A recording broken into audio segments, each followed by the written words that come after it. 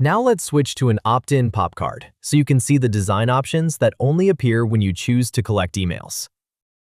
Like and subscribe so you never miss what's coming next at Epic Shops to help you sell more online. Here, you'll see the opt-in form settings.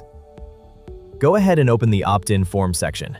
This is where you customize what customers actually fill out when they sign up. Let's start with the email field. Here, you can change the text that appears inside the field. This is the small hint customers see before they start typing, like your email.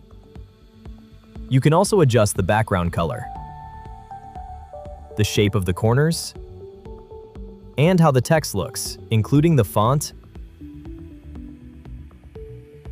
and size. Simple, clear text usually works best here, so customers instantly know what to enter. If your layout includes a first name field, you can customize that too. It works the same way. You can update the text, colors, corner style, and font so everything feels consistent and easy to read. At this point, you can also click Preview to see how the form looks and feels on your site. This is a great way to check spacing, readability, and make sure everything feels comfortable for customers before saving. When everything looks good, click Save at the top of the page to apply your changes.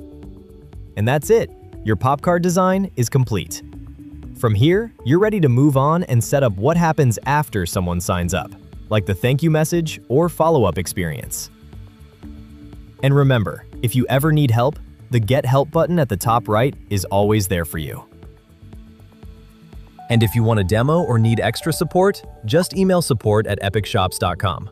We'd love to help you explore what's possible and help you sell more online.